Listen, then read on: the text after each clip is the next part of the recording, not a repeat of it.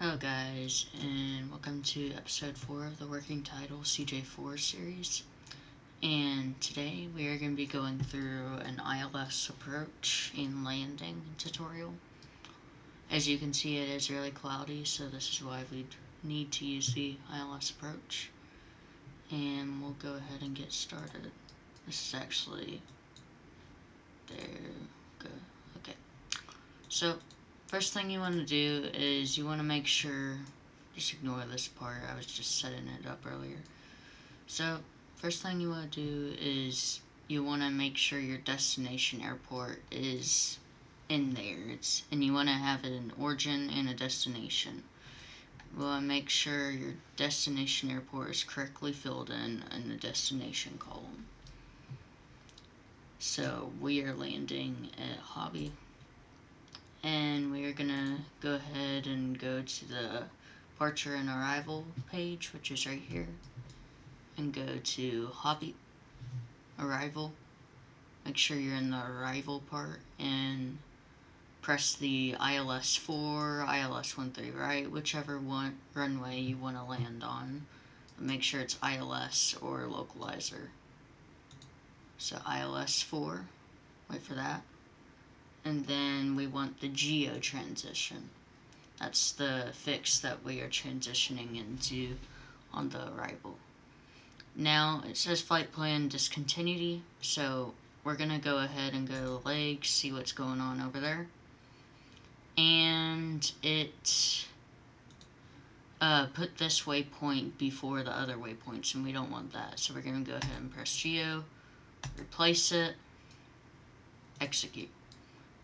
We're going to check that it's all good now, which it is.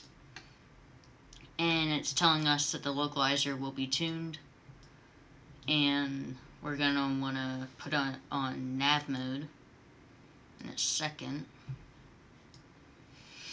So we're going to go ahead and unpause here. We're going to go ahead and put it on nav mode when it gets touching our nose right here. Let's go ahead and put it on nav mode. So it's going to go ahead and align itself with geo. Might do some sharp turns here in a second, so we'll be prepared for that. As you can see, we passed the localizer. That's okay though. It's going to try its best to align. And it says we should be at 6,000, but it's going to be a pretty short approach, so we're at 2,500. That should be enough space. So that's fine there. Let's lower down our speed.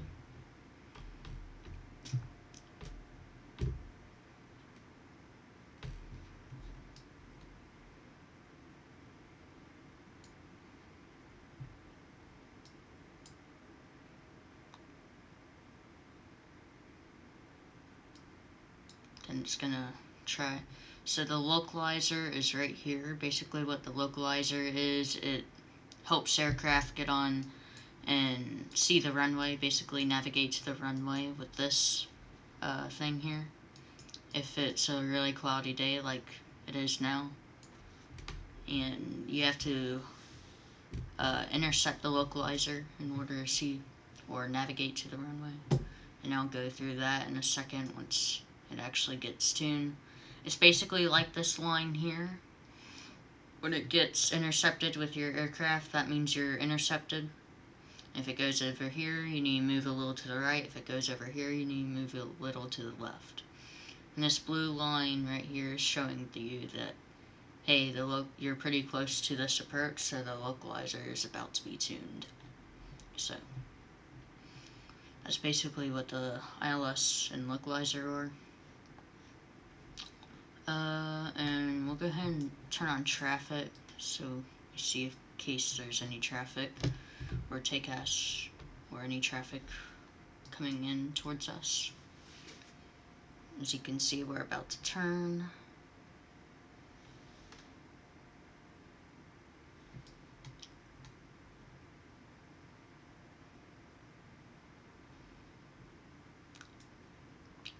And And one more thing, make sure you get the correct barometric pressure set. So we're going to go ahead and go over D-ATIS. Check it. Always have your barometric pressure set. See if we can find hobby.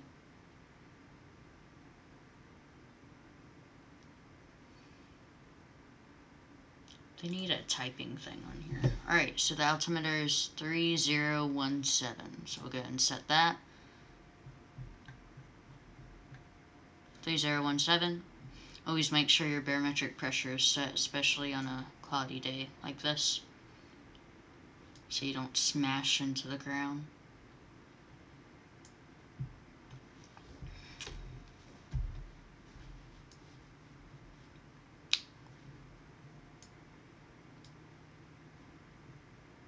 So we're gonna wait till this altitude indicator gets down to 2000 and we'll start descending to 2000, which should be probably after Carco, or right as we're passing Carco.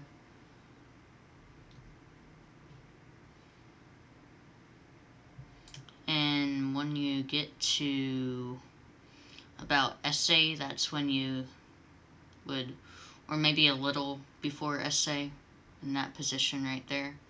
It's right there between aileron and there. You want to disengage autopilot and move it by hand, and I'll talk about that once we do that, because you have to kind of look over here when you disengage the autopilot. Make sure you're still intercepted with the localizer, and if it moves over here, you turn a little to the left. You can also use your rudders as well if you'd like, and if it turns over here, you turn to the right. And yeah, looks like we've gotten in some clouds more. Make sure seatbelt sign's on.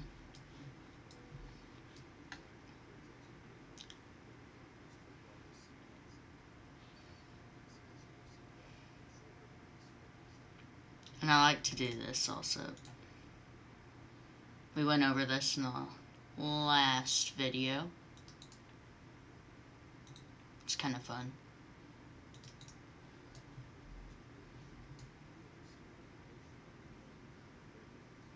Oh wait, my desktop audio is off for y'all, but it's pretty fun when you mess with it. Alright, so, let me go ahead and turn this off. So, it says we're getting intercept with the localizer. That blue line's intercepting with the aircraft image right here. And as you can see, it's telling us to descend 2000, so we'll go ahead and descend to 2000 slowly. Usually I descend, if we're right about here, I descend at 1,000 or 800 feet per minute. Go ahead and descend at 1,000 feet per minute. We'll go ahead and lower our speed a little bit with the speed brakes. Put flaps down 1 at about right here. Might be a little early for flaps, but still like to put them down. And at about aileron, we're going to go ahead and put the gear down. And on here, you check if there's 3 green and no red. If there's red, then prepare to do a flyby by the tower. Make sure they see your gear down. And yeah. There's really no point in looking out here because you can't see crap. So you have to look at your instruments. But you do want to periodically check out there once in a while. Make sure if you see the runway. And I think the minimums is 200 or 500 feet right now. And if you don't see it, the runway at 500 to 200 feet, then you have to do a missed approach, which we will go over in the next video. Alright, let's go and put the gear down. Coming up on the runway, passing aileron. 1 green, 2 red. Okay, 3 green, no red. We're good. Now we're going to go ahead and descend 1,500 as it indicates right there. 1,000 feet per minute. We might descend to 1,200 just in case, because I think we're actually closer than we think we are.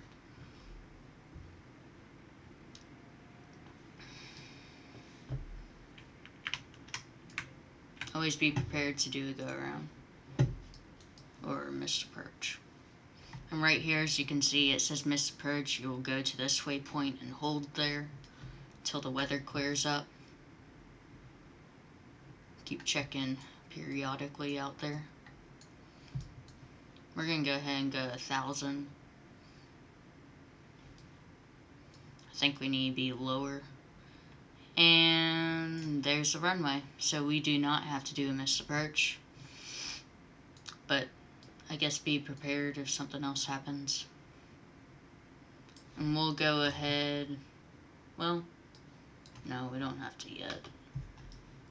It's actually pretty windy. I'm gonna let autopilot do its thing a little bit more, and I'll disconnect it at the last minute because it's really windy and I don't really trust myself. But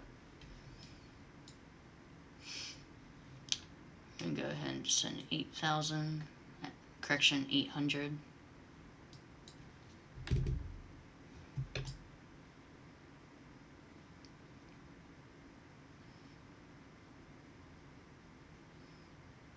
Alright, we'll go ahead and disconnect autopilot. And you want to keep looking here, make sure you're still intercepted with the localizer. It's actually pretty windy, so it might be a little challenging. See how it moved to the left a little bit on the localizer indicator? You want to move a little to the left.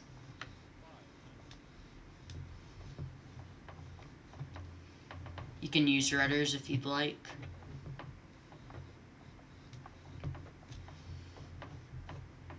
When we get on the glide slope, we're going to go ahead and cut the throttle.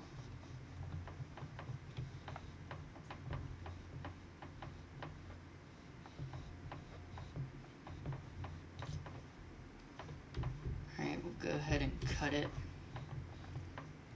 This might not be a pretty landing. Might bounce. Wow.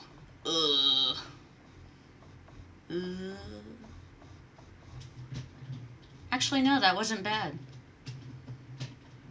Kind of surprised. Alright, we'll go ahead and turn off a taxiway.